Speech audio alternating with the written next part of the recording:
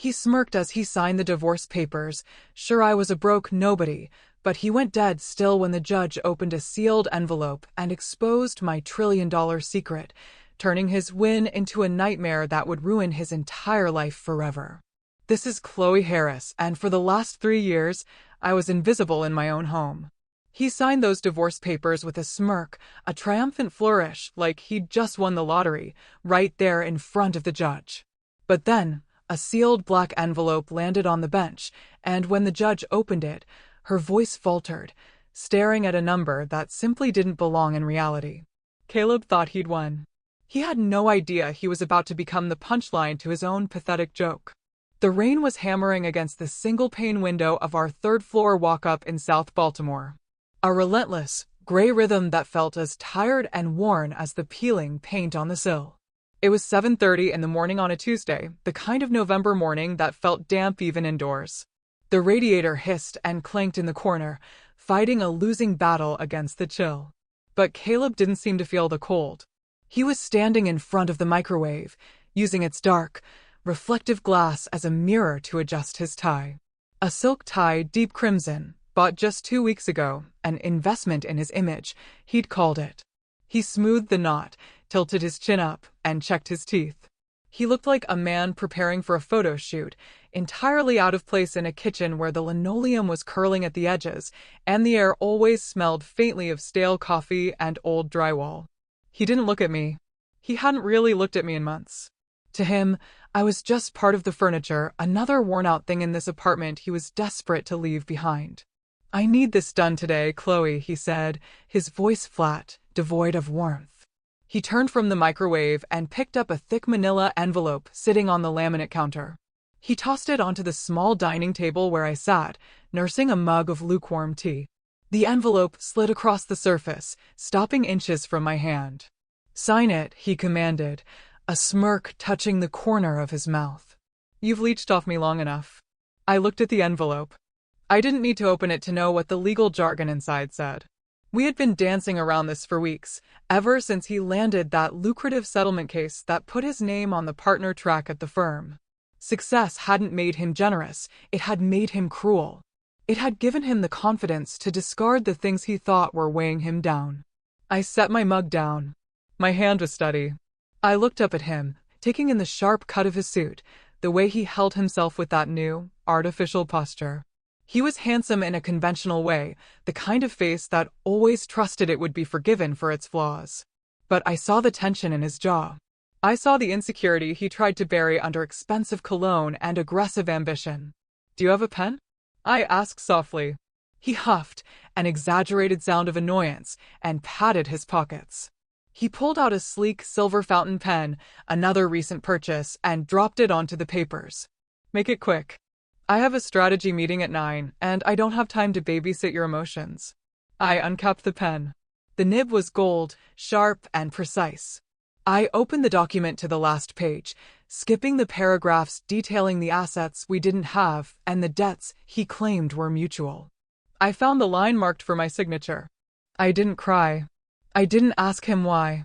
I didn't remind him of the nights I stayed up helping him organize his case files when he was an overwhelmed associate, or the months I covered the rent with my meager administrative salary so he could pay his bar association fees.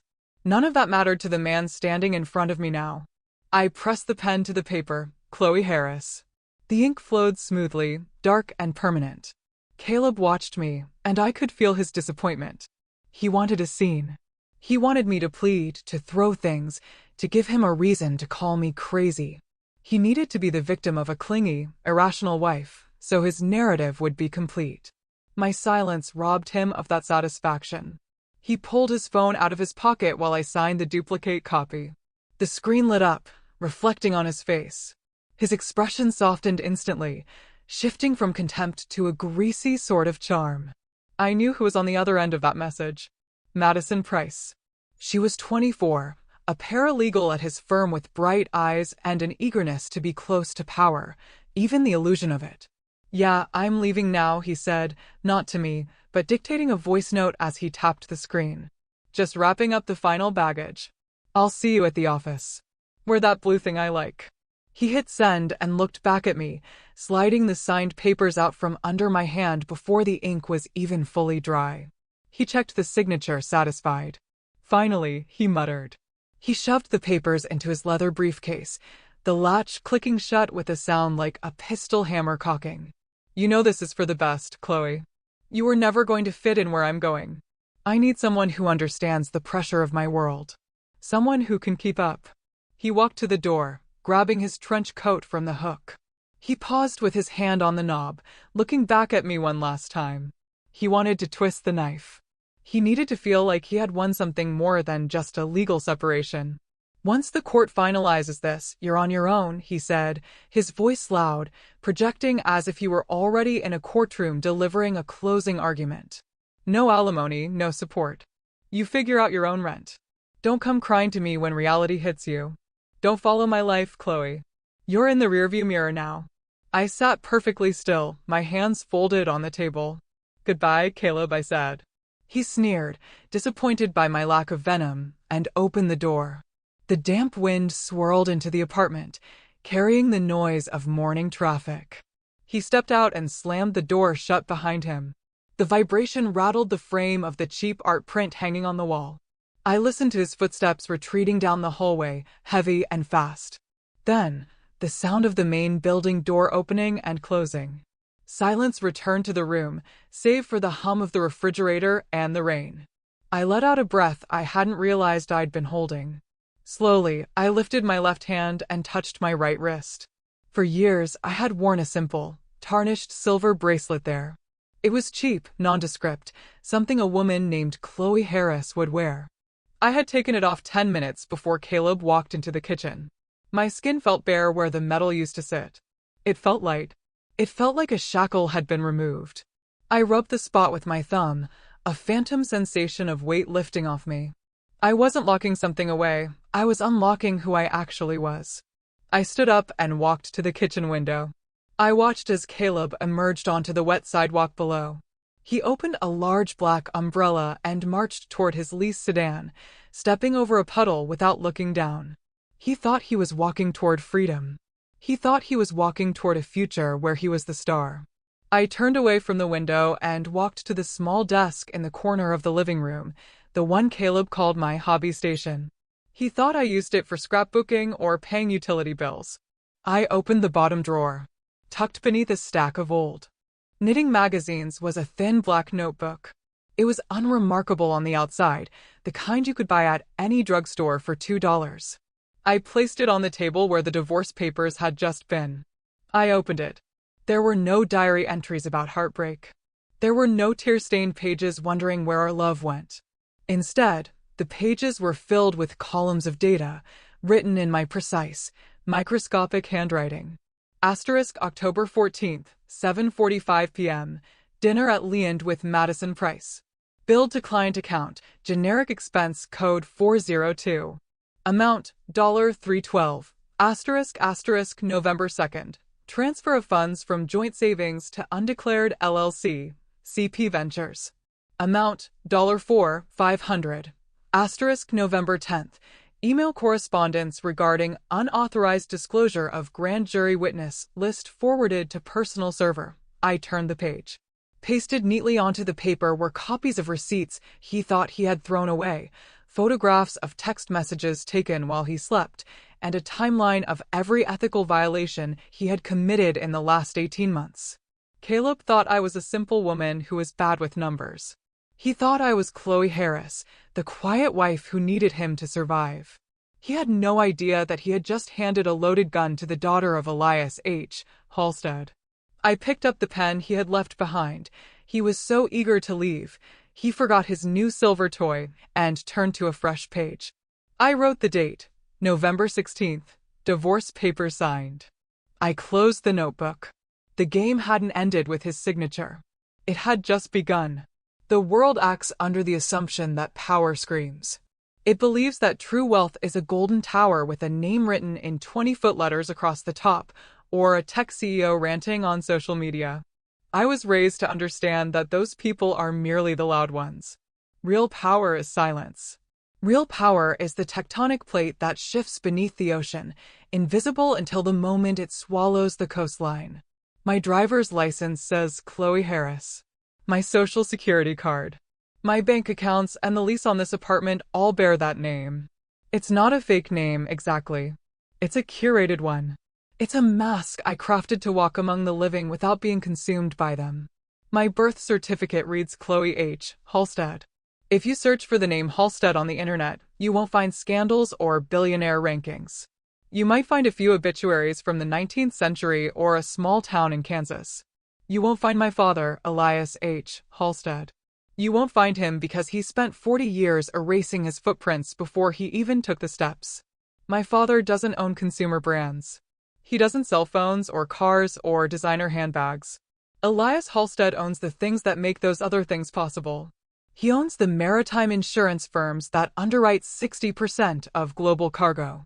He holds the controlling interest in the logistics chains that move grain across the Atlantic. He owns the mineral rights to vast tracts of land in places most Americans couldn't find on a map, places where the strategic metals for every battery and microchip are dug from the earth. His wealth isn't liquid cash sitting in a vault. It's the blood in the veins of the global economy. It's a number so large that Forbes doesn't list it because their researchers don't know where to look. I learned the necessity of shadows when I was 7 years old. There was a specific afternoon involving a black van, a security detail that had been compromised, and 3 days where my father didn't sleep until the threat was neutralized. It was a kidnapping plot, sophisticated and terrifying. After that, the edict was absolute. We became ghosts. I was taught that money is a tool, like a hammer or a scalpel, but it is never an identity. My father told me once that if you have to tell someone you're rich, you've already lost the leverage. But the most important lesson Elias H. Halstead taught me was about the human condition. He said that you never truly know a person when you're standing on a pedestal. People look up at you with calculated adoration. They smile because they want something. To see the truth of a human soul, you must stand beneath them. You must let them believe you are of no consequence. Only when a person thinks you are worthless will they show you who they really are. That's why I came to Baltimore.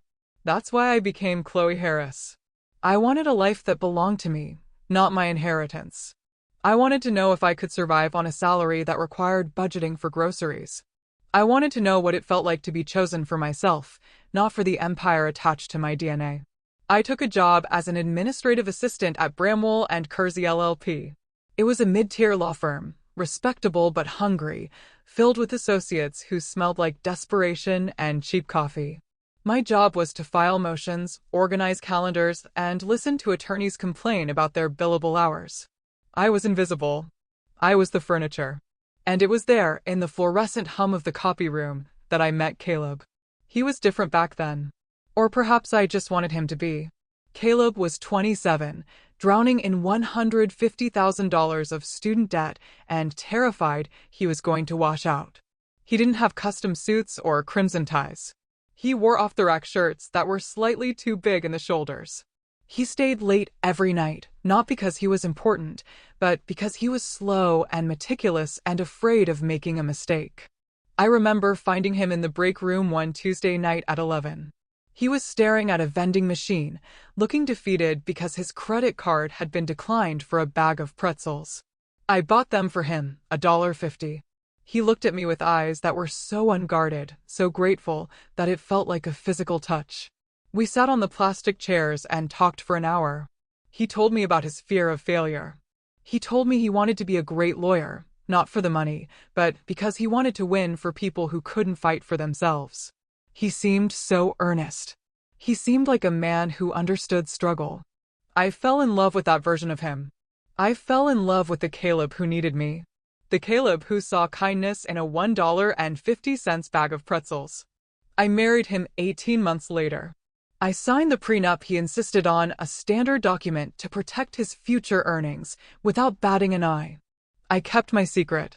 I didn't tell him about the Halstead Trust.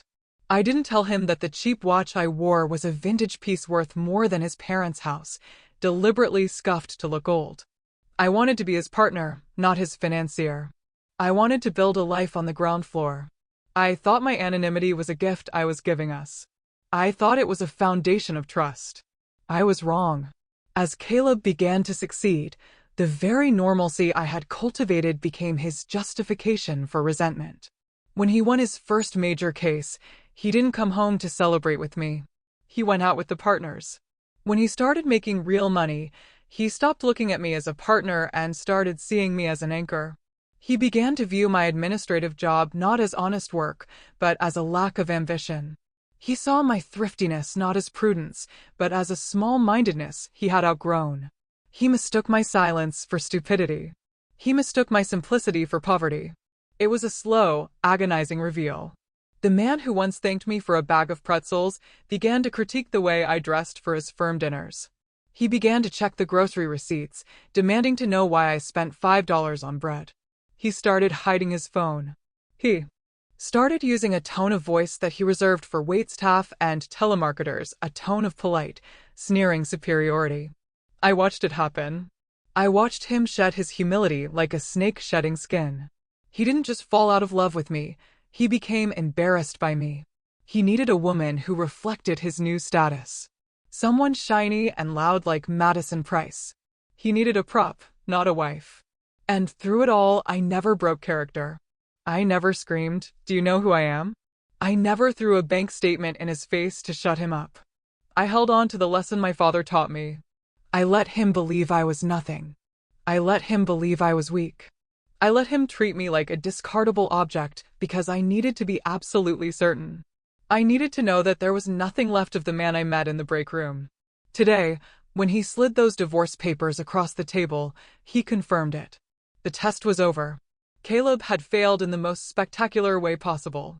He thought he was cutting loose a dead weight. He had no idea he was severing his connection to the only person who could have given him the world he so desperately craved. He wanted the high life. He wanted power. He wanted to be untouchable. He could have had it all had he simply been a decent man. Now he would get none of it. I stood in the center of the silent apartment. The ghost of his cologne still lingered in the air, a scent called success or something equally banal. I picked up my phone. Not the cheap model I used around him, but the secure, encrypted device I kept in the false bottom of my sewing kit. I dialed a number that I hadn't called in 3 years. It rang once. "Miss Halstead," a voice answered. It was deep, calm, and sounded like old mahogany. It was Arthur Penhaligon, the executive of the Halstead Family Trust, and the only man my father trusted completely. "It's done, Arthur," I said. My voice didn't shake. "The papers are signed, I see," Arthur replied. There was no pity in his tone, only efficiency. "We have been monitoring the situation as you requested. The file on Mr. Caleb Vance is comprehensive. Are you ready to proceed with the next phase?" "Yes," I said. "Initiate the protocol." "And Arthur?" "Yes, Miss H. Make sure the probate documents are delivered to the courtroom exactly when the judge calls the docket number. I want the timing to be impeccable. Consider it done. Welcome back, Chloe." I hung up. I looked around the apartment one last time. It was a cage I had built for myself, but the door was open now. I was done being Chloe Harris, the administrative assistant. It was time to remind the world, and Caleb Vance, what happens when you wake a sleeping giant. Success is a drug, and Caleb Vance had absolutely no tolerance for it. The change didn't happen all at once. It was a gradual corrosion, like rust eating through the undercarriage of a car. It started when he won the Whitman settlement, a personal injury case that brought in a contingency fee of 6 figures for the firm. Suddenly, the man who used to check the price of eggs was researching bespoke tailors in DC and reading magazines about cigar investments. He began to curate his life, and the first thing he realized was that I didn't fit the aesthetic. I remember the company holiday party at the Four Seasons in December. I wore a simple navy dress, something elegant but understated, bought off the rack at a department store. Caleb wore a tuxedo that cost more than my first car. Throughout the night, he introduced me to the senior partners with a tight, apologetic smile. "This is Chloe," he would say, his hand resting heavy and possessive on my shoulder, steering me slightly away from the conversation. "She keeps the home fires burning. Not much for the legal talk, are you, honey?" He would laugh, a sharp, practice sound, and pivot his body to cut me out of the circle. I stood there, holding a glass of sparkling water, watching him perform. He was electric, I'll give him that. He had learned to mimic the cadence of the wealthy, adopting their posture and their easy confidence. But to me, he looked like a child wearing his father's shoes. Then Madison Price appeared. She was 24, fresh out of a paralegal program and hungry in a way that terrified me. She had blonde hair that was always perfectly blown out and a laugh that seemed calibrated to stroke the male ego. She didn't just walk into a room, she announced herself. "Caleb," she chirped, sliding up to him with a familiarity that made the air between them vibrate. She ignored me completely, her eyes locked on his lapel. "That pocket square is genius. Is that the silk blend we talked about?" Caleb beamed. He actually puffed out his chest. "You have a good eye, Madison." Chloe here thought it was a bit much. Did she not? He glanced at me, his eyes cold. "She prefers things simpler." "Oh, well," Madison said, finally looking at me with a pitying smile that felt like a slap. "Some people are just comfortable in the background. It takes a certain kind of person to appreciate the finer details of the game." That was the dynamic. I was the anchor. She was the wind. Madison made Caleb feel like a king. I made him feel like a fraud, because I knew who he was when the tuxedo came off. The abuse shifted from social to financial with terrifying speed. "I'm taking over the household accounts," he announced one evening in January, closing his laptop with a snap. "You're not good with numbers, Chloe. I saw the utility bill, you paid it 2 days early. Do you know how much interest we lose by moving liquidity too soon? It's inefficient." It was absurd. We were talking about pennies, but he needed control. He needed to be the CFO of our marriage. "If that makes you happy, Caleb," I said, keeping my voice neutral. "It's not about happiness, it's about strategy," he corrected condescendingly. "I need to leverage our cash flow. You just stick to the groceries and try to keep the budget down. I'm putting us on a strict allowance." The irony was suffocating. I, who had been trained by the finest forensic accountants in the world to track assets across 3 continents, was being put on an allowance by a man who had just leased a Porsche he could barely afford. But I let him do it. I handed over the passwords. I let him criticize my purchase of generic laundry detergent. And while he played the big man, I began to watch. He thought that, because he changed the passwords, I was locked out. He didn't know that I had installed a keystroke logger on our shared desktop computer 6 months prior, disguised as a driver update for the printer. Every night, while he slept, I reviewed the logs. I saw the emails to Madison. They started as work banter, deadlines, court dates, but quickly devolved into late-night confessions. "She doesn't get me like you do," he wrote at 2 in the morning. "I feel like I'm suffocating in mediocrity when I'm at home." I saw the restaurant bills, $300 for sushi on a Tuesday when he told me he was working late on a deposition. A weekend trip to a spa in Virginia, listed as a client development seminar. But the real knife in the back came in February. I was cross-referencing our tax documents when I found a discrepancy in his credit report. There was an inquiry from a bank I didn't recognize. I dug deeper, using a backdoor access into the state's business registry, a trick Arthur had taught me when I was 19. I found it. Vance Strategic Holdings, LLC. It was a shell company incorporated 4 months ago. And when I pulled the articles of incorporation, my blood ran cold. He had listed himself as the manager, but for the guarantor, the person whose credit was used to secure the initial $50,000 business line of credit, he had used a specific name, Chloe Harris. He had forged my signature. He had used my social security number. He had maxed out his own credit cards buying suits and dinners for Madison. So, he had stolen my identity to fund his affair and his ego. He was dumping his debt onto me, setting up a fall guy scenario. If the firm failed, or if he got caught, the debt would be in my name. I sat in the dark living room, the glow of the laptop screen illuminating the lie. Most women would have screamed. They would have woken him up, thrown the laptop at his head, and demanded a divorce right then and there. I did not. I felt a strange, icy calm settle over me. This was no longer a marriage. This was a transaction that had gone bad. And in business, when a partner attempts to defraud you, you don't get emotional. You liquidate them. I saved the documents to an encrypted cloud drive. I took screenshots of the digital signatures. I traced the flow of money from the credit line into his personal PayPal account and from there to jewelry stores and hotels. I built the file. I became a machine. The next morning, I poured his coffee just the way he liked it. Here you go, I said, placing the mug on the counter. He barely looked up from his phone. Did you pick up my dry cleaning? The blue suit needs to be ready for the partners' meeting tomorrow. I'll get it this afternoon, I said softly. Good. And Chloe? He looked at me, his eyes narrowing with disdain. Try to do something with your hair. We might run into people. I'll try, I said. He left without a kiss. I spent the afternoon securing my own exit. I moved my personal emergency funds, the small amount I kept from my admin salary, into a new account he couldn't touch. I packed a go bag and hid it in the trunk of my car. At 4 o'clock, my phone buzzed. It was a number I didn't recognize, with a New York area code. I answered it, stepping away from my desk at the law firm where I still pretended to work. Hello, Miss Chloe Halstead? A voice said. It wasn't Arthur this time. It was a woman, sharp and professional. This is the clerk from the Office of Probate and Wills in Delaware.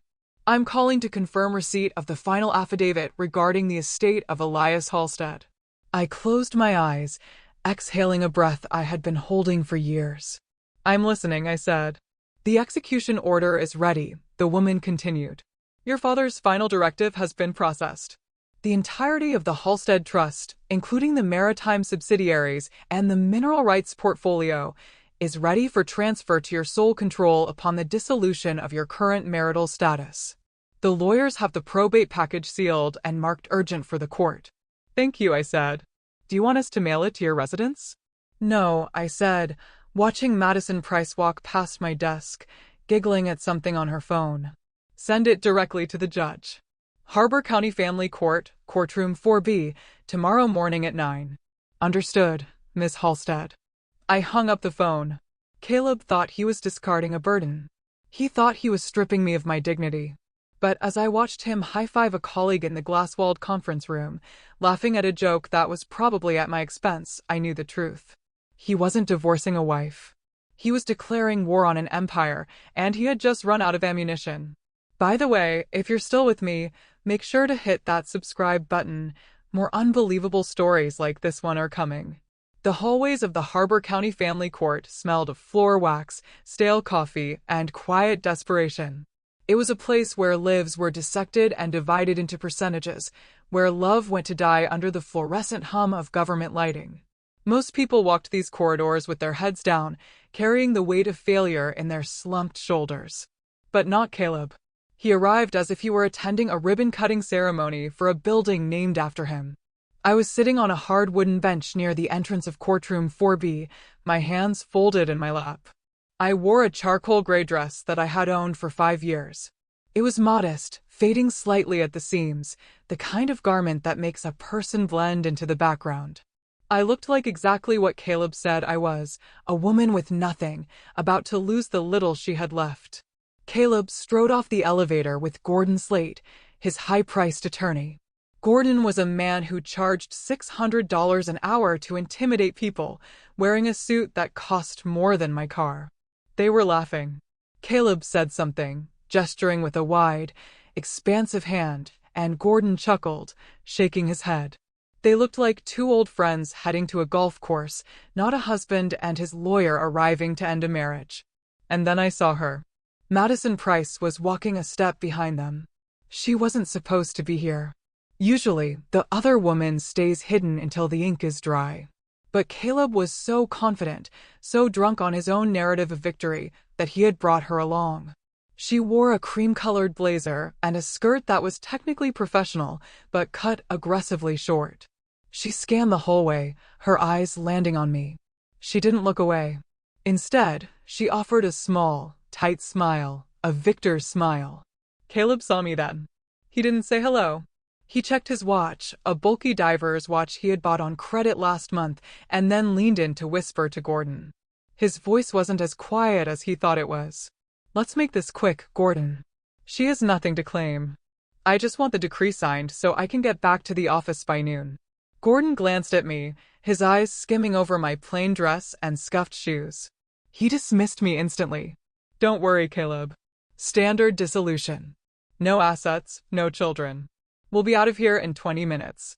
They walked past me into the courtroom. Madison paused as she passed Caleb, her hand reaching out to brush visible lint off his shoulder. It was an intimate, claiming gesture.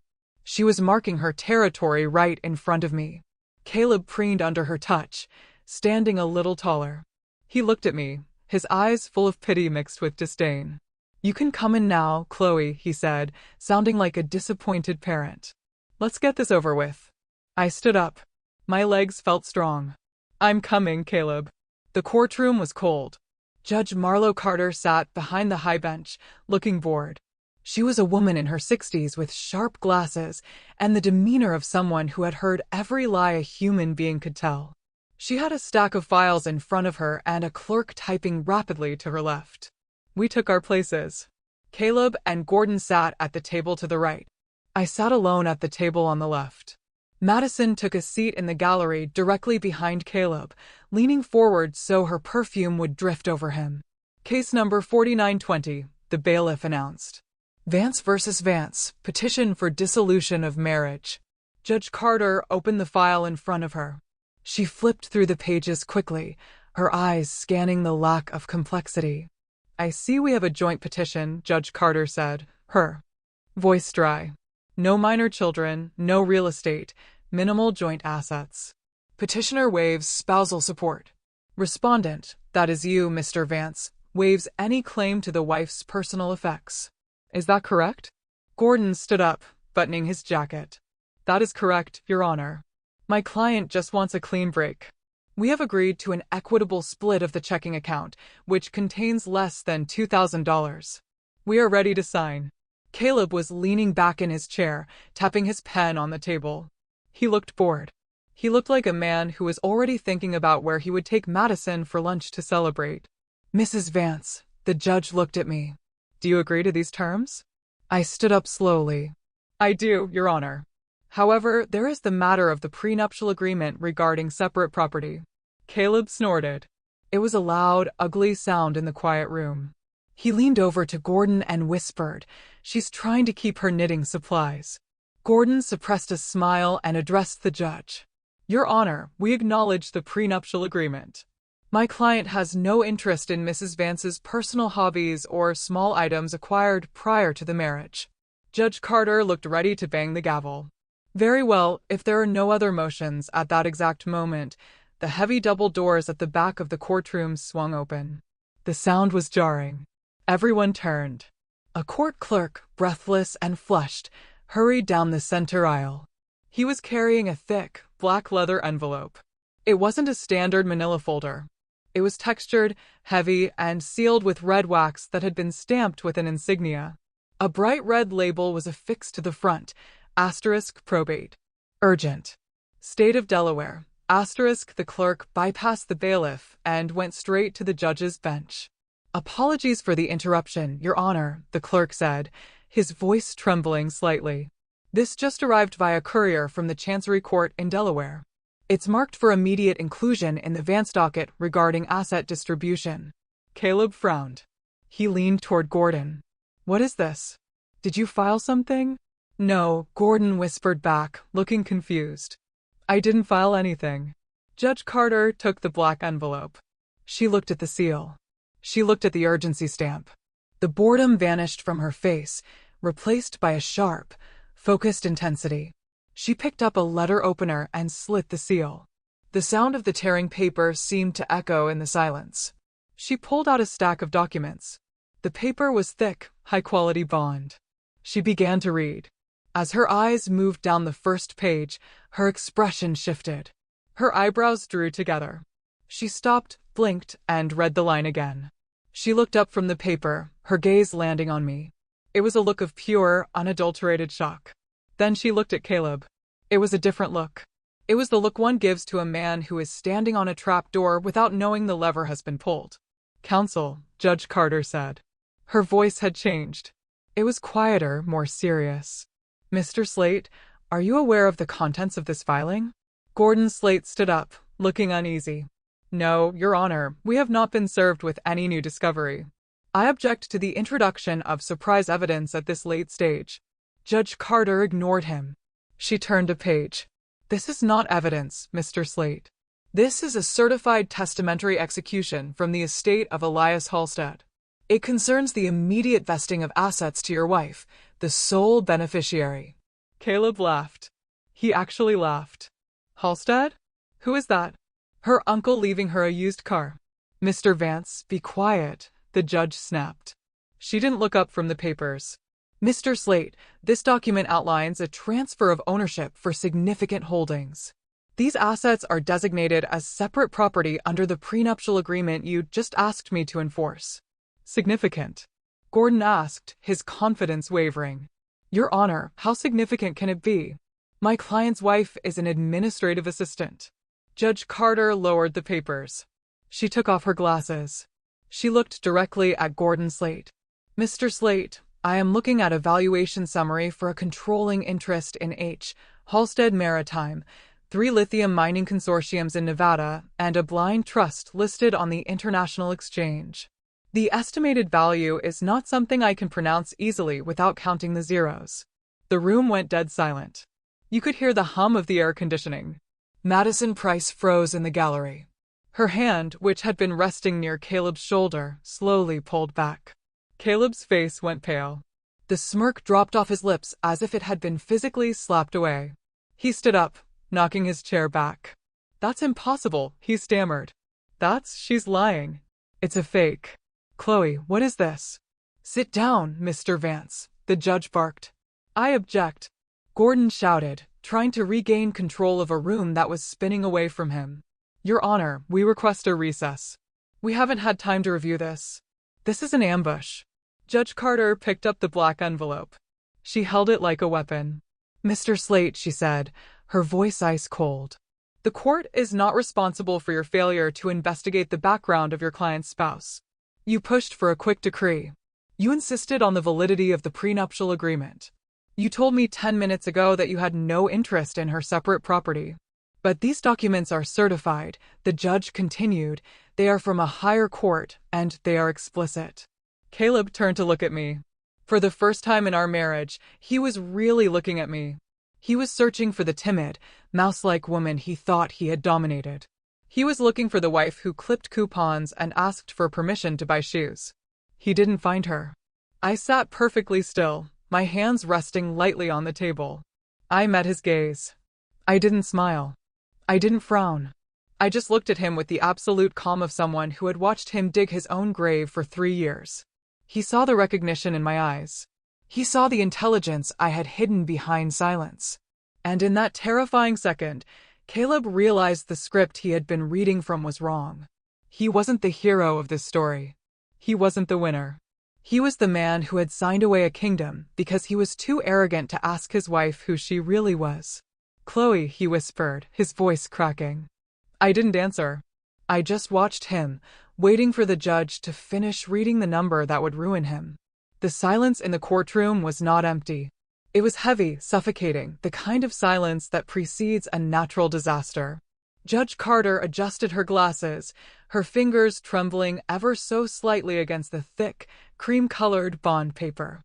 She looked as though she was trying to translate a foreign language, but the words were plain English. They were just words that refused to reconcile with the dingy reality of a Baltimore family court. The document, Judge Carter began, her voice projecting with a newfound steadiness, is the last will and testament of Elias H. Halstead, dated 4 months ago, along with a sworn affidavit of paternity. She paused, looking over the rim of her glasses at me, then at Caleb. It states that the individual known as Chloe Harris is, in fact, Chloe Halstead, the sole biological daughter and only heir of Elias H. Halstead. It further clarifies that the surname Harris was adopted legally upon her 18th birthday as a protective measure against kidnapping and extortion, a status maintained for security purposes. Caleb blinked, his mouth. Addendum. Notarized on the date of your marriage. Caleb's head snapped up. What? We signed a prenup. It protects my earnings. It does, the judge said, her voice sharpening. But there is an addendum. It appears to be page 12 of the document packet you submitted to the clerk on your wedding day. I remembered that day vividly. We were at the courthouse. Caleb was stressed, checking his watch, worried we would be late for the lunch reservation he had made to impress his parents. The clerk had handed him a stack of papers, the license, the certificate, the standard prenuptial agreement he had insisted upon, and the addendum my father's lawyers had quietly inserted into the pile. Just sign them, Chloe, he had said, tossing the pen at me after scribbling his own name. It's just bureaucratic nonsense. We don't have time to read fine print. This addendum, the judge read, states that any and all assets held by either party prior to the marriage, or inherited during the marriage, regardless of the source, shall remain the sole and separate property of the original owner. It explicitly waives any claim to appreciation, commingling, or marital distribution. She looked up at Caleb. And, she added, Clause 4, Section V.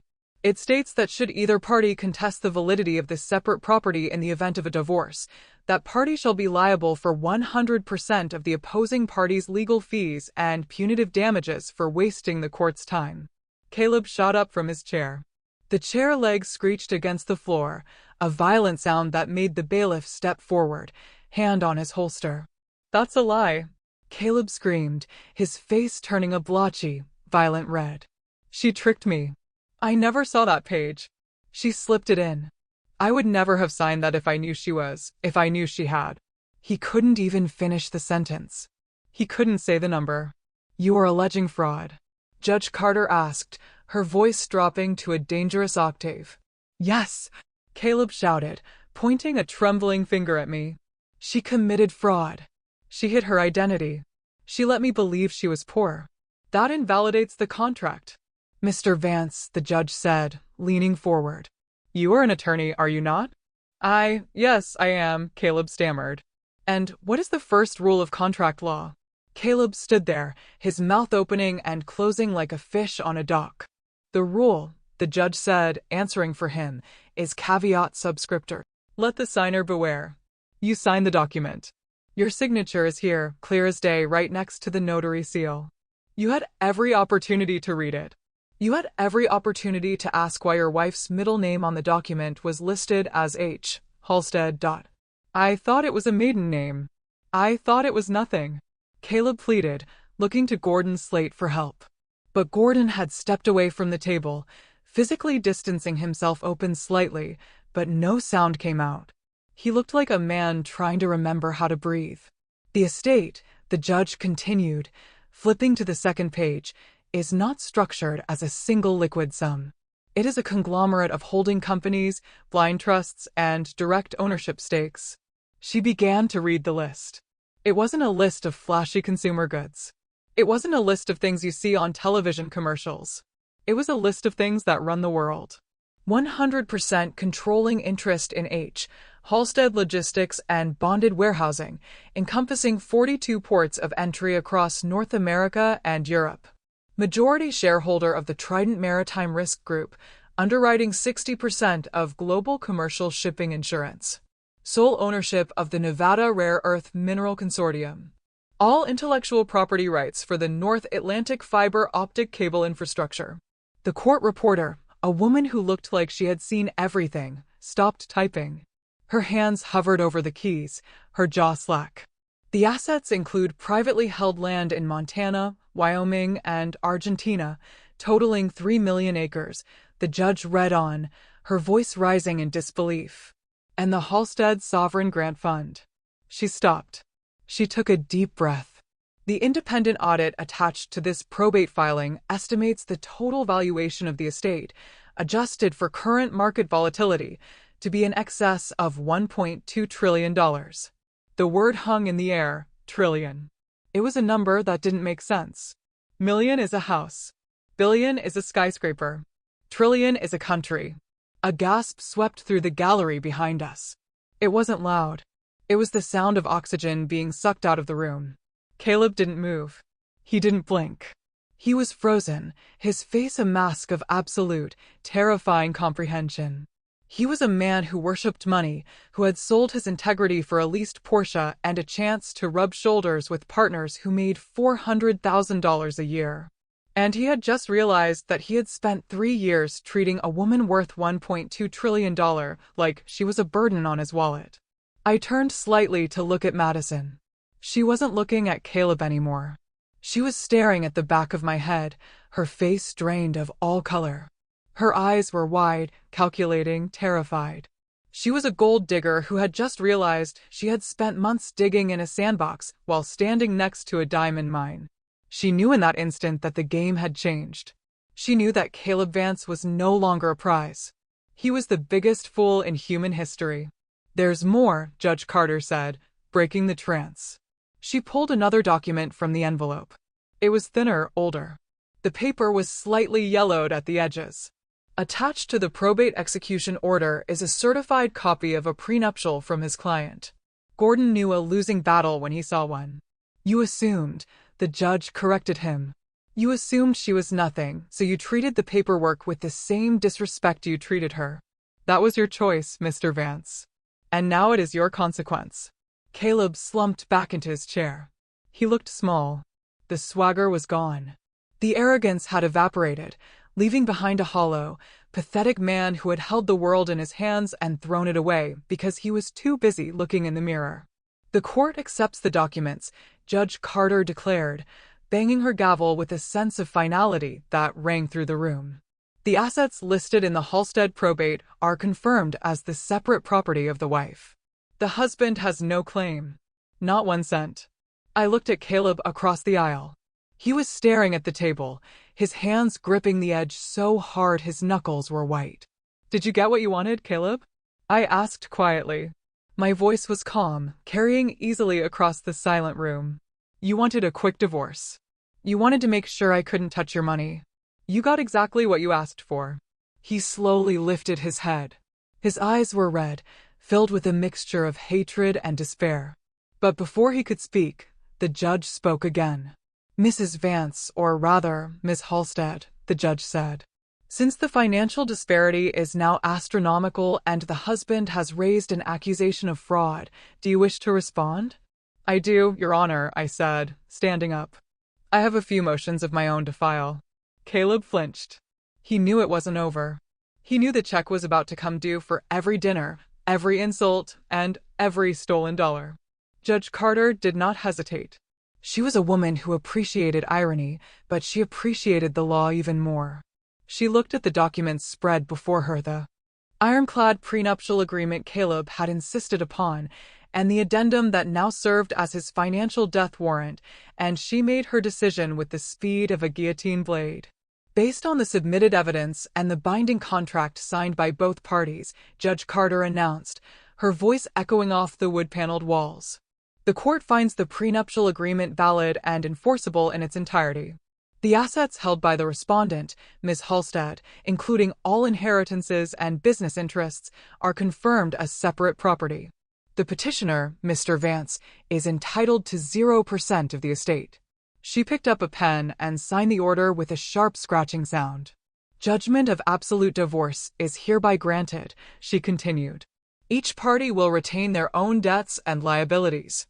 Case closed regarding the dissolution." It was over. In the eyes of the state of Maryland, we were no longer husband and wife. But Caleb couldn't let it go. He couldn't process the reality that he was walking away empty-handed from a fortune that could buy small nations. "Wait, Your Honor, please." Caleb scrambled to his feet, ignoring the frantic tug on his sleeve from his lawyer. "We can negotiate this. There must be an equitable distribution. I supported her for 3 years. I paid the rent. I bought the groceries. Surely that counts as a contribution to the marital estate." It was pathetic. He was trying to bill me for the price of milk and eggs while standing in the shadow of $1 trillion valuation. Gordon Slate, his face glistening with a sheen of cold sweat, grabbed Caleb's arm and yanked him down. "Sit down, Caleb," Gordon hissed, loud enough for the front row to hear. "Read the clause. If you contest the separate property and lose, you are liable for her legal fees. Do you know what the hourly rate is for the Halstead family attorneys? You'll be bankrupt by lunchtime if you keep talking." Caleb shook him off, his eyes wild. I don't care. She defrauded me. I stood up. I didn't need permission. The room went silent. I did not defraud you, Caleb, I said. My voice was steady, contrasting with his frantic pitch. I simply allowed you to be yourself. And that is what you cannot forgive. I turned to the judge. Your Honor, while the dissolution is final, there is one outstanding matter regarding the financial conduct of Mr. Vance during the marriage. I am filing a motion for emergency injunctive relief and a request for forensic accounting. I pulled a thick file from my bag. It wasn't the black notebook I kept at home. This was a formal legal filing, prepared by Arthur Penhaligon's team, bound in blue legal backing. I walked to the bench and placed it before the judge. What is this? Caleb demanded. More lies. Mr. Vance, Judge Carter warned, her eyes narrowing. Counsel, control your client or I will have him removed. The judge opened the file. Her eyes scanned the first page, and her expression hardened from professional detachment to judicial anger. This motion alleges, the judge read slowly, that Mr. Vance utilized the personal identification information of his wife to establish unauthorized lines of credit and a limited liability company known as Vance Strategic Holdings. Caleb froze. The color that had risen to his face drained away instantly, leaving him looking gray and sickly. It further alleges, the judge continued, that funds from the joint marital account were siphoned into this shell company to conceal expenditures related to extramarital affairs and personal luxury goods. That is absurd, Caleb shouted. But his voice cracked. She's making it up. I never did that. The evidence is attached as Exhibit A through Exhibit D, I said calmly. You will find the articles of incorporation for the LLC. The guarantor is listed as Chloe Harris. The signature is a digital forgery. I have included a handwriting analysis comparing it to my actual signature on our marriage license. They do not match. I pointed to the document in the judge's hand. Furthermore, Exhibit B contains the transaction logs. Mr. Vance believed he was being clever by moving money in small increments, $300 here, $500 there. He labeled them as consulting fees. But if you look at the cross-reference bank statements in Exhibit C, you will see that every time a consulting fee was withdrawn, a corresponding purchase was made within the hour. I turned to look at the gallery. I looked directly at Madison Price. And I added, Exhibit D is a manifest of those purchases, specifically a series of flight bookings to Miami and hotel reservations at the Ritz-Carlton under the names Caleb Vance and Madison Price. These were paid for using the credit card issued to the fraudulent LLC, the credit card that is legally in my name. Madison let out a small, strangled sound. She stared at the exhibit list on the table near Caleb, where a copy had been placed. She could see her name typed in black and white. She wasn't just a mistress anymore. She was a beneficiary of identity theft. She was an accomplice. I didn't know, Madison whispered, her voice trembling. She looked at Caleb with horror. You said it was a company expense account. You said the firm paid for those trips. Shut up, Madison. Caleb snapped, turning on her. Mr. Vance. The judge slammed her gavel down. The sound was like a gunshot. You will address this court, not the gallery. These are serious allegations. We are talking about identity theft, fraud, and misappropriation of marital assets. It's a setup, Your Honor. Caleb pleaded, sweating profusely now. She hacked my computer. She planted those files. Why would I need to steal her identity? He continued. She was a nobody. She had no credit. Actually, I interrupted. My credit score is 850. And, because I never used it, it was pristine. You, however, had maxed out every card you owned. You needed a fresh host to feed on. She is lying, Caleb insisted. But he was flailing. You have no proof I opened that account. Anyone could have done it. Exhibit E, I said simply. The judge flipped to the last tab. These are the IP address logs provided by the internet service provider, I explained. The application for the credit card and the LLC incorporation were submitted from a specific IP address on October 4th at 11:45 at night. That IP address belongs to the residential Wi-Fi of our apartment, and the MAC address of the device used to submit the application matches the serial number of your firm-issued laptop. I paused to let that sink in. Unless you are suggesting that I broke into your password-protected work computer, which requires a biometric fingerprint scan to unlock, and framed you while you were sleeping next to me, the evidence is irrefutable. Caleb stared at the page. The technical numbers stared back at him. The digital fingerprints, he didn't even know he was leaving. He looked at Gordon Slate. Gordon was packing his briefcase. "Your Honor," Gordon said quietly, standing up. "I request a brief recess to confer with my client regarding his rights against self-incrimination." Gordon was smart. He knew this had just crossed the line from civil court to criminal court. "Denied," Judge Carter said. "I have seen enough to make a ruling on the assets." She looked at Caleb with a mixture of disgust and pity.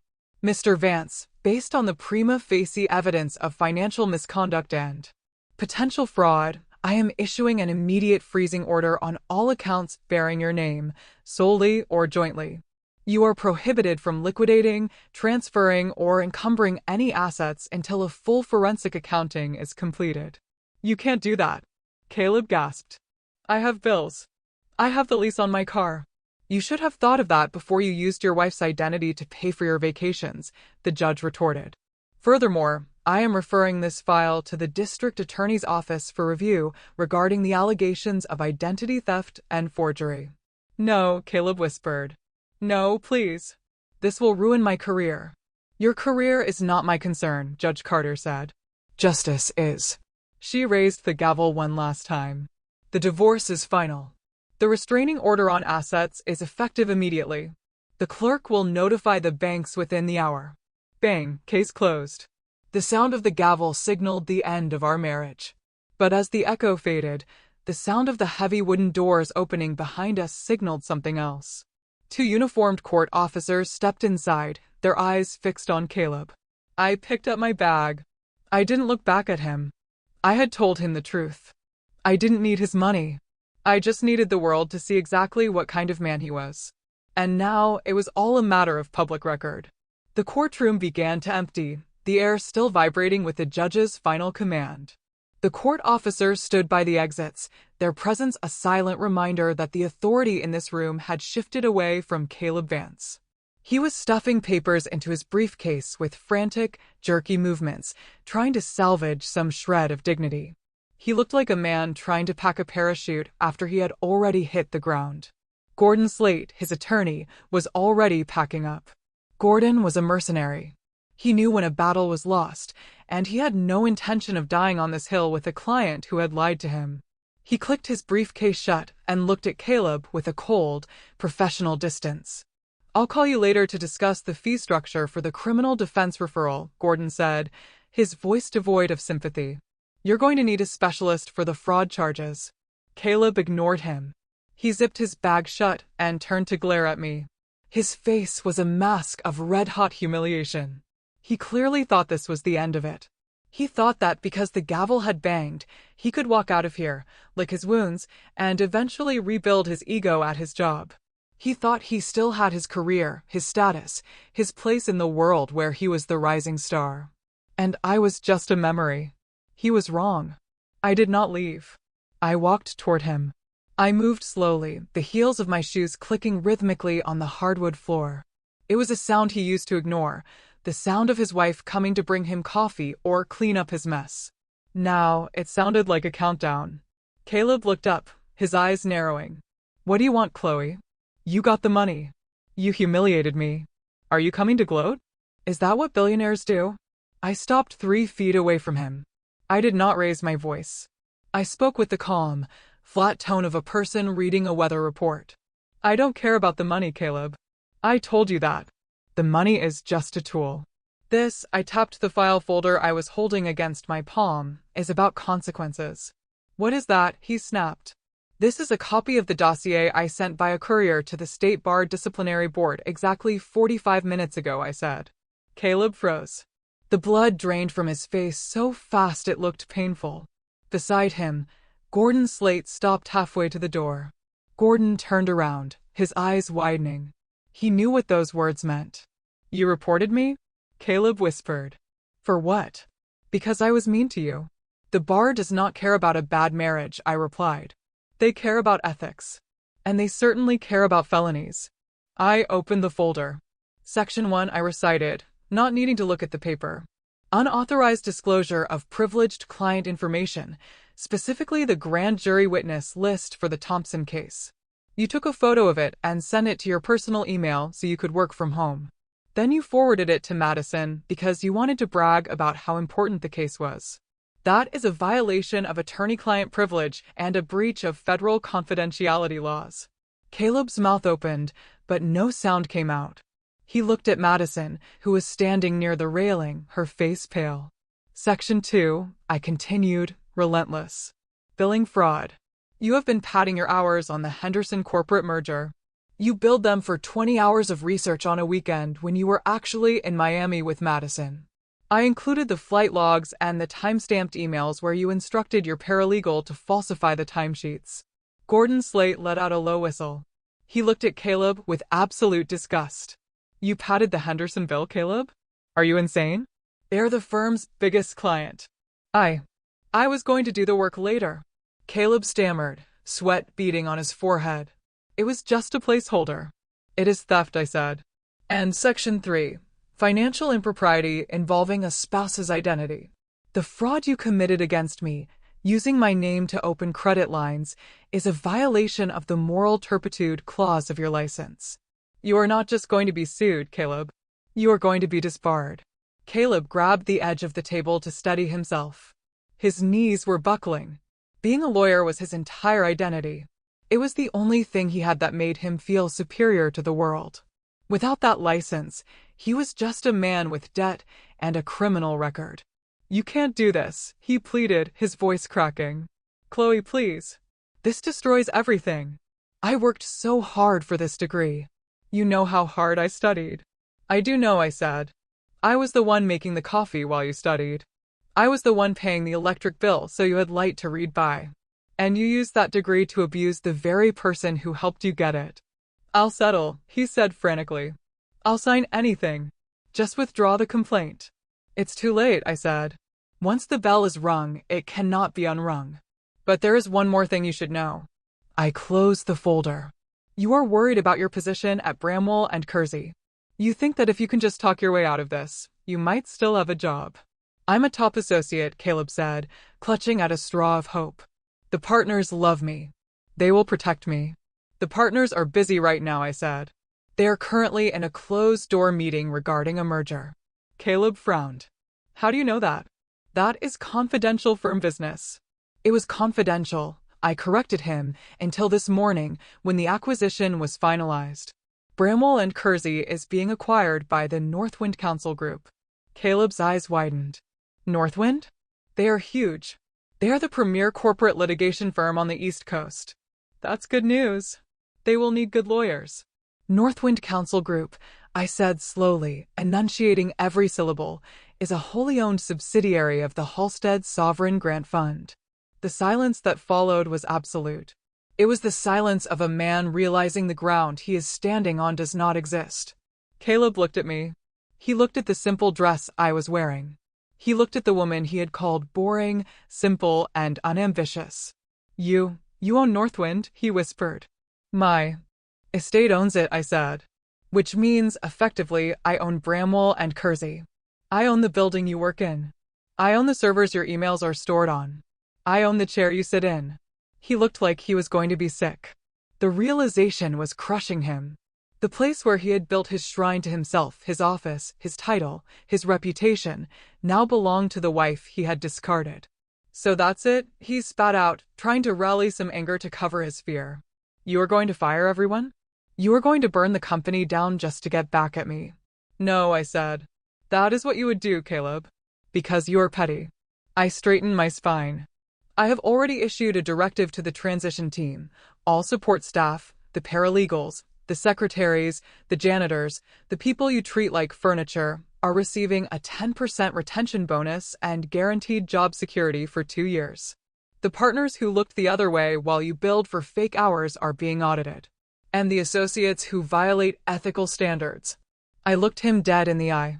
They are being terminated for cause. Effective immediately. I turned away from him. There was nothing left to say. He was a hollow shell of a man, stripped of his pretenses. Caleb spun around, desperate for an ally.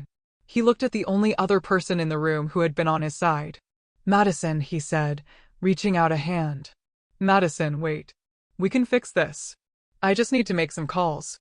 We can. Madison Price did not take his hand. She looked at him like he was a contagious disease. She had heard everything. She heard about the debt. She heard about the fraud. She heard that he was about to be unemployed and disbarred. She looked at me, the woman she had mocked for being plain, and saw the power that radiated off me. Then she looked back at Caleb. Don't touch me, Madison hissed. She clutched her purse to her chest and turned her back on him, walking fast toward the exit. She did not look back. Caleb stood alone in the center of the courtroom. His lawyer had distanced himself. His mistress had abandoned him. His wife had outgrown him. I walked past Gordon Slade on my way out. He stepped aside respectfully, nodding his head. Miss Halstead, he murmured. Mr. Slade, I replied. I pushed open the heavy wooden doors and stepped out into the hallway. The air tasted different out here. It tasted clean.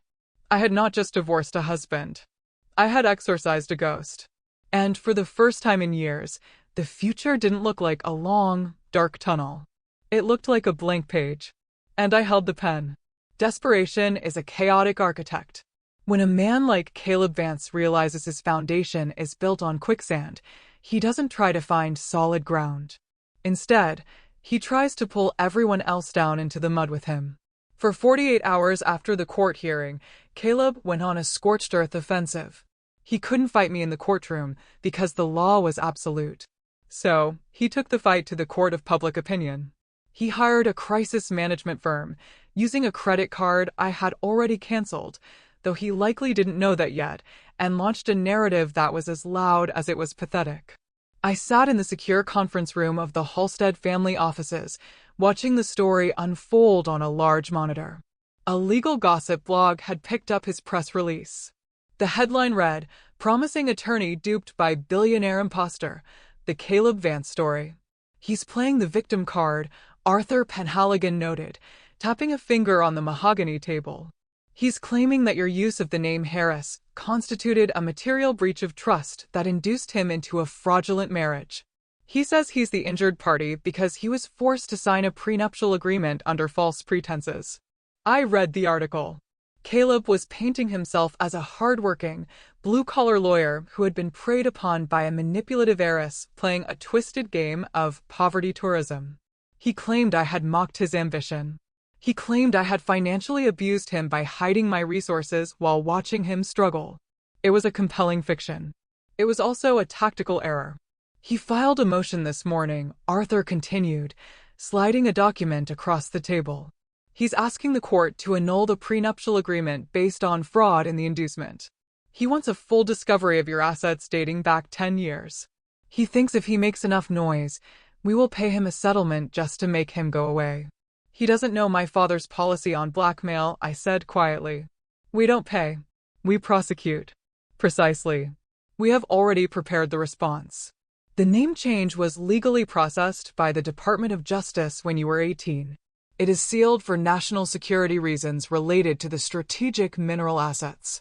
His claim that it was a trick will not survive the first motion to dismiss.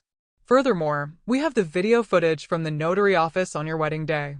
The clerk asks him 3 times if he wants to read the addendum. He checks his watch and says, "Just show me where to sign so we can get lunch." End quote. File it, I said. But don't just defend, counterattack. If he wants discovery, give him discovery. Demand his communications regarding the fraud he claims to be a victim of. Caleb thought he was starting a media war. He didn't realize he was walking into a trap set by his own paranoia. The real blow, however, did not come from my lawyers. It came from the person he thought he owned. That afternoon, Arthur received a call from a prepaid burner phone. It was Madison Price. She was terrified. She had seen the freezing order on Caleb's accounts. She knew that her name was listed on the flight manifests and the hotel bills paid for with stolen money.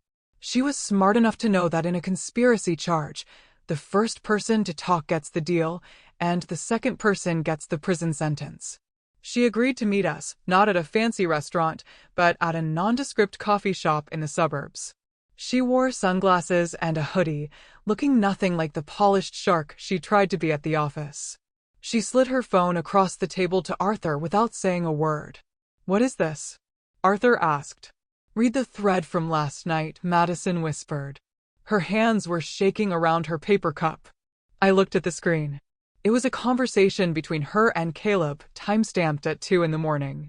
Asterisk Caleb, you need to go into the office early, access the server, delete the folder marked Vance Personal.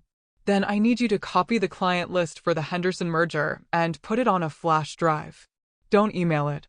Physical copy only, asterisk Madison, Caleb.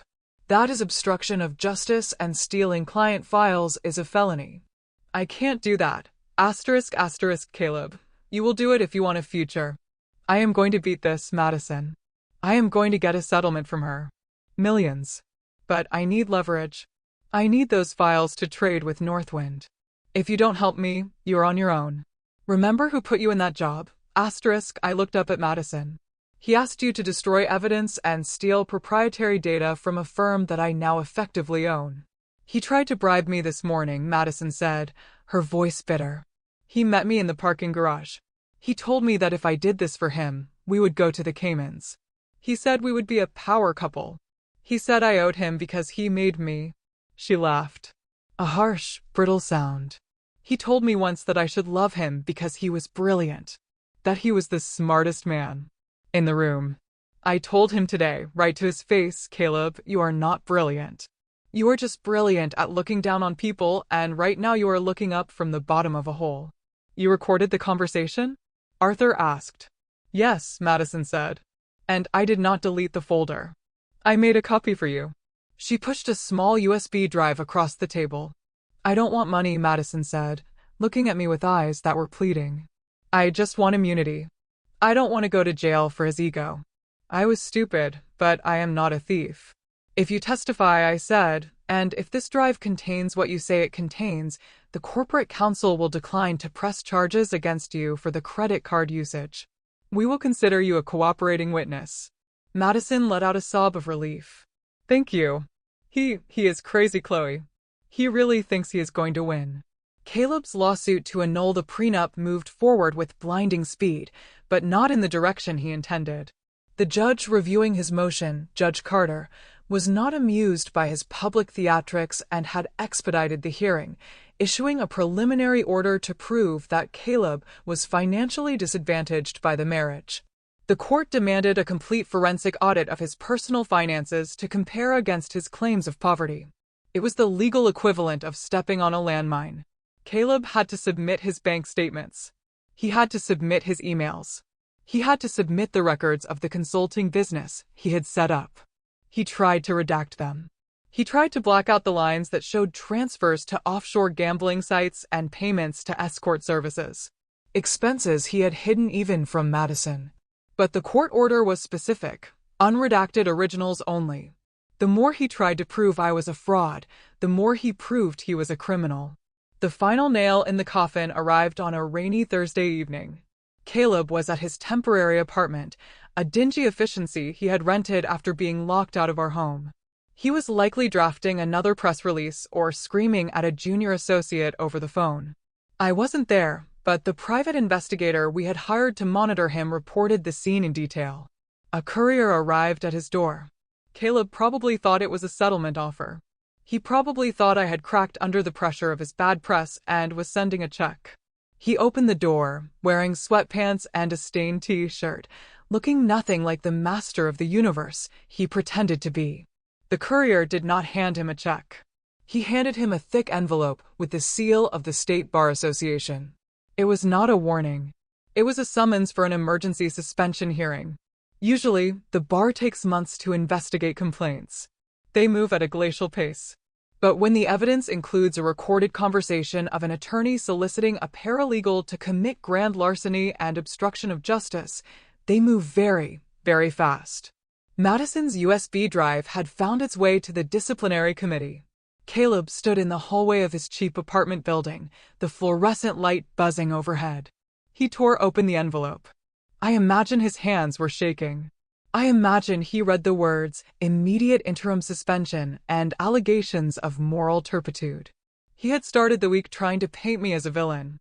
He was ending it as a man who was about to lose the only thing he actually loved, his title. He had chosen to play dirty. He had chosen to turn a divorce into a war. He just forgot that when you throw mud at a person who owns the ground you stand on, you are the one who ends up buried. I received a text from Arthur Penhaligon 10 minutes later. Summons served. The hearing is set for Monday. He has no counsel. Gordon Slate formally withdrew an hour ago.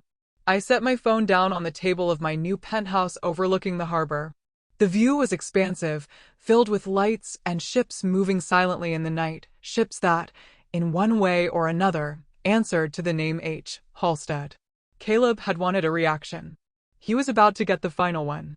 The rain had turned into a sleet that coated the city in a sheen of dirty ice. It was 1 a.m. on the night before the disciplinary hearing that would determine whether Caleb Vance remained a lawyer or became a cautionary tale. My phone had been vibrating incessantly for 3 hours. 17 missed calls, 12 voice messages ranging from sobbing apologies to incoherent rage. Finally, a text message came through that made me pause. Asterisk, I know about the offshore accounts in the Caymans. Meet me or I send the IRS a tip about Daddy's tax evasion. Asterisk, it was a bluff, of course, but it was a desperate bluff.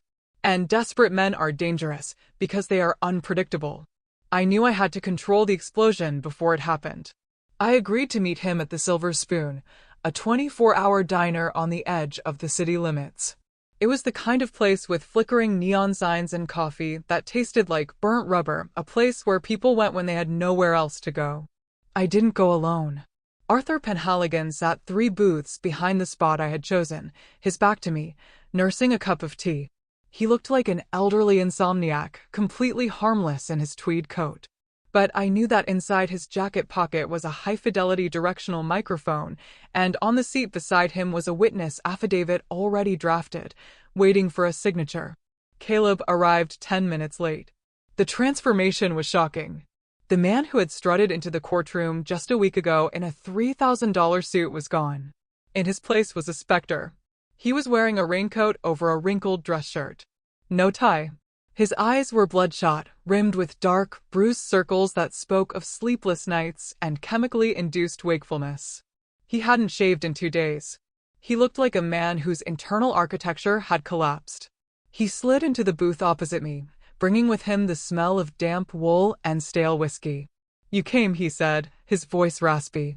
He tried to smile, but it looked more like a grimace. I knew you would come. You still care, don't you, Chloe? After everything, there's still something there. I am here because you threatened my family, Caleb, I said, my hands folded on the table. You said you wanted to talk. Talk. He laughed, a jittery, nervous sound. He signaled the waitress for coffee, his hands shaking noticeably. I don't want to hurt you, Chloe. I really don't. I need a lifeline. You have no idea what they are doing to me. The bar association, the partners, they're treating me like a criminal. You're a criminal, Caleb, I said softly. Identity theft is a crime. That was a misunderstanding, he hissed, leaning across the table. I was going to pay it back. I just needed liquidity to maintain appearances until the partnership kickback came through. You know how this industry is. If you don't look successful, you aren't successful. What do you want? I asked. He licked his lips. I need you to drop the complaint with the bar. Tell them it was a domestic dispute that got out of hand. Tell them I had your permission to use the name. If you do that, the fraud charges go away. And he paused, glancing around the empty diner to make sure no one was listening. I need a loan. Just until I get back on my feet. $500,000. It's nothing to you. It's pocket change for a Halstead. You write me a check, I move to Chicago, start over. And you never see me again. And if I say no? Caleb's expression shifted instantly. The pathetic ex-husband vanished, replaced by the cornered rat. He leaned back, crossing his arms. Then I blow the whistle. You think I haven't been digging? I spent the last 48 hours going through every public record of Halstead Logistics. I found the shell companies in Panama. I found the consulting fees paid to lobbyists in DC. Your father built that empire on loopholes, Chloe. If I go to the press and tell them the great Elias H. Halstead is running a tax evasion scheme, the stock price will tank. The investigations alone will tie your assets up for years. He looked smug. He thought he had played an ace. He thought he had found the leverage that would force the giant to kneel. I took a sip of my water. I felt a profound sense of pity for him. Not because he was losing, but because he was so painfully average in his thinking. Is that it? I asked. That is your leverage? It's enough to send your dad to prison. Caleb sneered. Caleb, I said, keeping my voice level. Do you know what a voluntary compliance audit is? He frowned. What? 6 months ago, before my father's health declined, we invited the IRS and the SEC to conduct a full, unrestricted audit of the entire Halstead portfolio. We gave them access to everything. Panama, the lobbyists, the mineral rights. Everything. Caleb's face went slack. Why? Why would you do that? Because when you have as much money as we do, you don't need to cheat. You just need to be patient. We paid a settlement for some minor clerical errors, about $12 million, which is roughly what our shipping division makes in 6 hours, and we received a certificate of good standing from the federal government. The Halstead books are cleaner than a church hymn. We are audit-proof. I watched the hope die in his eyes. It was a physical thing, like a light bulb burning out. So I continued, go ahead. Call the press. Call the IRS. They will just send you a copy of the closing letter they sent us last month. Caleb slumped against the vinyl booth. He ran a hand through his hair, gripping the roots. I am dead, he whispered. I am actually dead. Why are you so desperate for money, Caleb? I asked. It isn't just the lifestyle, is it? You're terrified. Why? He looked at me, his eyes wild and unfocused. The facade was gone. He needed to confess. He needed someone to understand the pressure he was under. I messed up, he muttered. I messed up with the client accounts. Which accounts? I pressed. The escrow, he said, his voice dropping to a murmur. The Rendon settlement. It was $2 million. It was sitting in the client trust account, just sitting there for 3 months, waiting for the judge to sign the final order. My heart skipped a beat. This was it. This was the abyss. What did you do with the trust account, Caleb? I didn't steal it, he said quickly, defensive. I borrowed against it. I had a sure thing. A crypto investment that was supposed to double in a week. I was going to put the principal back before anyone noticed and keep the profit. I just wanted to be independent, Chloe. I wanted to have my own money so I didn't have to feel like your husband. You took client money from an escrow account to gamble on crypto, I stated flatly. I was going to put it back, he pleaded, but the market crashed. I lost 40% in 2 days. The payout is due next week. Chloe, if the money isn't in the account when the judge signs the order on Tuesday, I go to prison. Not for fraud. For embezzlement. Federal prison. He reached across the table, trying to grab my hand. I pulled back. Please, he begged, tears actually forming in his eyes now. I need that $500,000 to cover the hole. If I can fill the account, no one has to know. I can resign quietly. I can disappear. Just save me from this one thing. I looked at him. I looked at the man who had mocked me for counting pennies. He had risked his entire life, his freedom, and his client's security because of his greed. He had violated the most sacred rule of law. You never, ever touch the client's money. You said you borrowed it, I said slowly. But you took it without permission, used it for personal gain, and lost it. That is not borrowing, Caleb. It was a temporary loan, he insisted, his voice rising, unaware that he was shouting his own confession into the empty diner. I'm the signatory on the account. I had the authority to move the funds. I just moved them to the wrong place. It's a banking error. That's all I will tell them. You moved $2 million to a personal crypto wallet, I clarified. Yes, but I can fix it if you help me. I stared at him for a long moment. He really believed that money could fix this. He believed that if he just plugged the hole, the crime didn't happen. He didn't understand that the crime was the breach of trust, not just the loss of funds. "I can't help you, Caleb," I said. "I won't." Caleb's face hardened. The desperation turned into something ugly and cold. He realized I wasn't going to save him. "Fine," he spat, sliding out of the booth. "Be that way. You think you're so high and mighty, but I am a survivor, Chloe. I will find the money. I know people. And when I get out of this hole, I am coming for you. You better watch your back."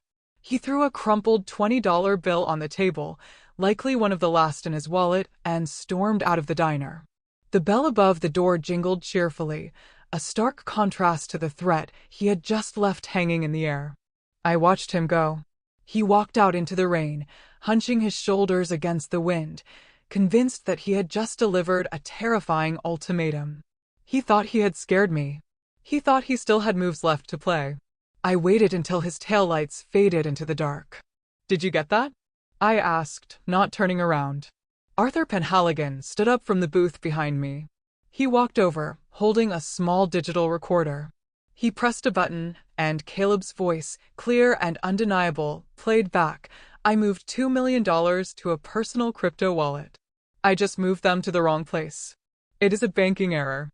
That is all I will tell them." "Clear as a bell," Arthur said, his voice grim.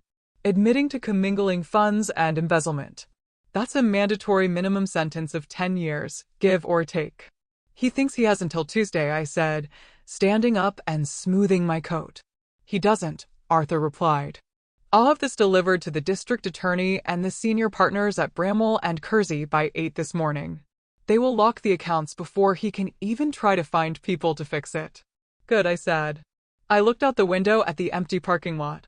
Caleb Vance had just signed his own death warrant, and he had done it while trying to convince me he was a survivor. "Let's go, Arthur. We have a hearing to attend." Monday morning arrived with the heaviness of a funeral procession.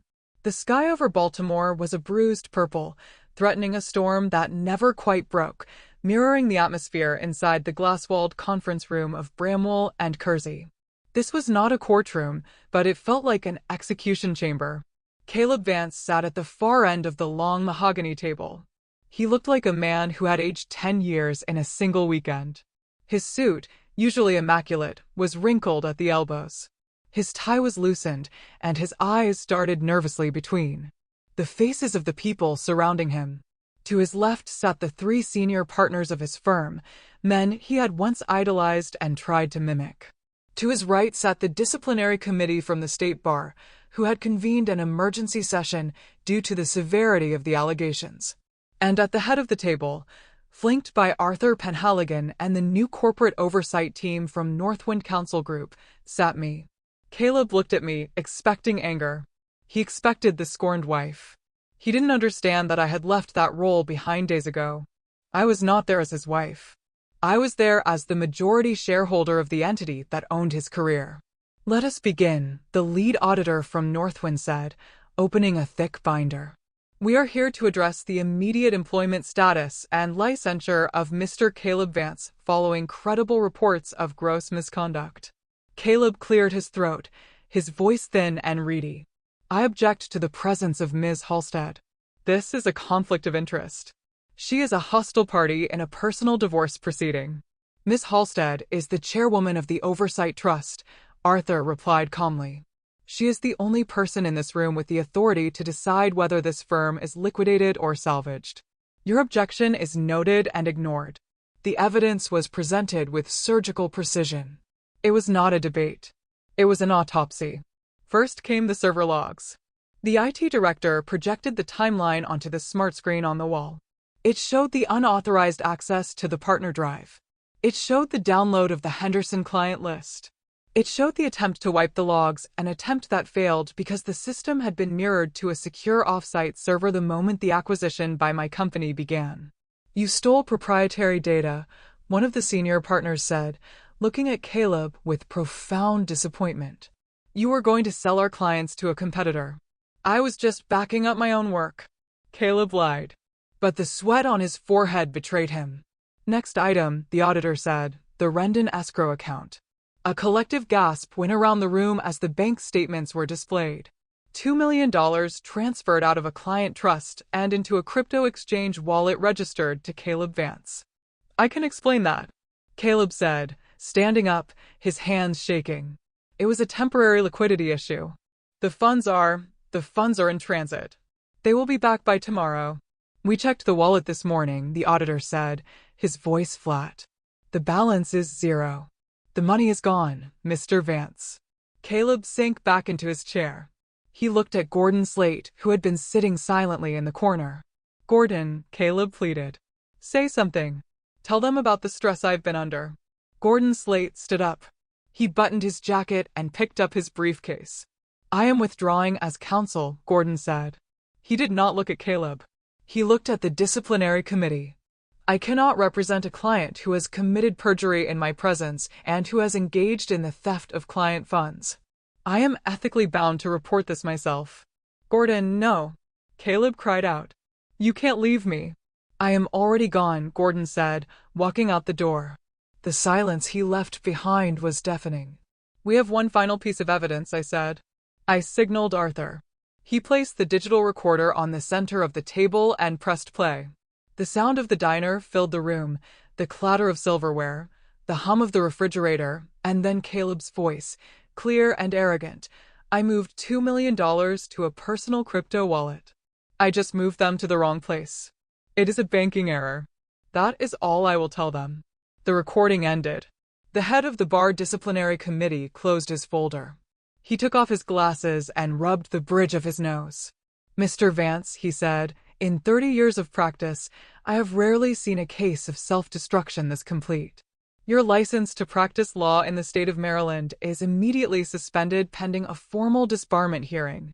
We are forwarding the evidence of embezzlement to the district attorney's office. You should expect to be taken into custody within the hour. You can't do this, Caleb shouted, panic finally taking over. I am a partner. I brought in millions for this firm. You are fired, the senior partner snapped. Effective immediately. And we are scrubbing your name from every case file. You never worked here. The door opened and Madison Price walked in. She was escorted by a corporate security officer. Caleb's eyes lit up for a fraction of a second. Madison, tell them I never told you to delete anything. Madison stopped at the end of the table. She looked at Caleb, huddled in his chair, stripped of his power and his dignity. She looked at me, sitting at the head of the table. I am testifying under the Whistleblower Protection Clause, Madison said, her voice steady. Caleb ordered me to destroy the files on Sunday night. He told me that if I didn't help him, he would ruin my career. He said he needed the client list to blackmail the new owners.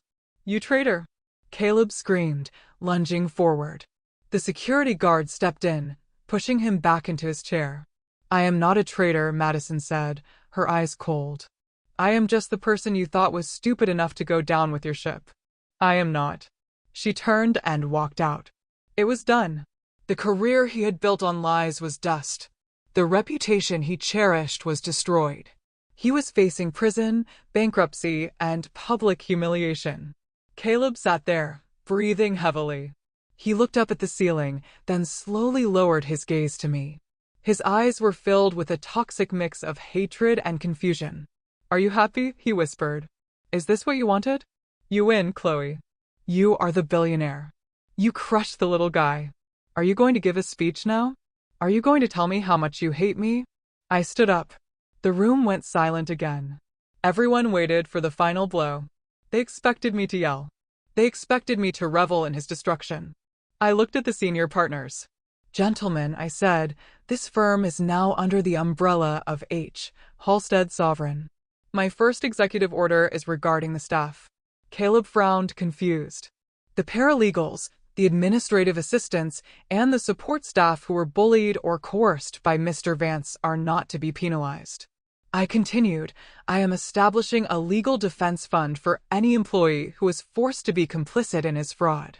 Furthermore, the client whose funds were stolen will be reimbursed immediately from the firm's insurance reserve, plus interest. We will not let an innocent family suffer because of one man's greed. I turned to the stenographer. Let the record show, I said clearly, that this action is not a personal vendetta. This is not the result of a divorce. This is the consequence of an ethical choice. Mr. Vance was not destroyed by a wealthy ex-wife. He was destroyed by his own refusal to be a decent human being. I picked up my portfolio. I did not look at Caleb. Meeting adjourned. I walked toward the door. "Chloe," Caleb shouted. His voice was cracked, broken. "Chloe, wait. Look at me. I was your husband." I stopped. My hand hovered over the door handle. I turned my head slightly, just enough to see him out of the corner of my eye. "You were never my husband, Caleb," I said softly. "You were just a man who was in love with a reflection in the mirror. And now the glass is broken." I opened the door and walked out. I did not slam it. I simply let it click shut behind me. Inside the room, Caleb Vance stood alone amidst the stack of incriminating documents. He was surrounded by people who used to respect him, but now looked at him like he was a stranger. And in that silence, the cruelest realization of all finally hit him. He realized that I hadn't destroyed him to prove I was powerful. I hadn't destroyed him because I was angry. I had simply stopped holding him up. He had spent 3 years thinking he was the giant and I was the ant. He had spent 3 years thinking I was nothing. And, because he was so busy looking down on me, he never saw the cliff he was walking toward. He had signed his own sentence the day he decided that kindness was a weakness and that his wife was disposable. He was right about one thing, though. He was finally alone at the top of his own world, a king of absolutely nothing. Thank you so much for listening to this story. What would you have done in my place? Have you ever been through something like this where someone completely underestimated you? Tell me what you think in the comments below. I really want to know. If you enjoyed this story, please subscribe to Olivia's Revenge Stories channel, like the video, and hit that notification bell to help this story get heard by even more people.